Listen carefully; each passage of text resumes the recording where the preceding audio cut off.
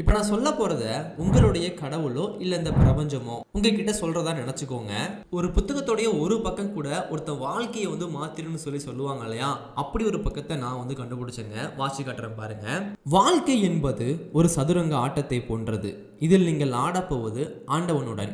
உங்களுடைய நகர்த்தலுக்கு பிறகு அவர் தன் காயை நகர்த்துவார். உங்களுடைய நகர்த்தலுக்கு விருப்பத் தேர்வுகள் என்று பெயர். அவருடைய நகர்த்தலுக்கு விளைவுகள் என்று பெயர். நீங்கள் சோதிக்கப்படுவீர்கள், சவாலுக்கு அழைக்கப்படுவீர்கள், விளிம்பு வரை தள்ளப்படுவீர்கள். ஆட்டத்தை நன்றாக ஆட நீங்கள் கற்றுக்கொண்டால் உங்களை வெற்றியடைய அனுமதிப்பதன் மூலம் அவர் வெற்றி பெறுவார். ஒருத்தன் லைஃப்ல ரொம்ப முயற்சி பண்ணி தோத்து போயிட்டான். அவன் இந்த புத்தகத்தோடைய இந்த பக்கத்தை மட்டும் படித்தான் அப்படின்னா கடவுள், இந்த பிரபஞ்சம் எல்லாமே அவன் கூட வந்து இருந்து அவனை வழி நடத்துதுன்னு சொல்லி நினைப்பான் இல்லையா? என்னோட லைஃப்ல ரொம்ப மாசத்துக்கு அப்புறம் ஒரு பிரச்சனை வந்துச்சு. அப்படி வரும்போது இந்த புத்தகத்தை கரெக்டா பிரபஞ்சம் கொண்டு வந்து சேர்த்துருக்கு, இல்லை கடவுள்னு சொல்லிக்கலாமா? அந்த புத்தகத்தில் இருந்த ஒரு வரி கூட உங்க வாழ்க்கையை வந்து மாற்றி போட்டுடலாங்க.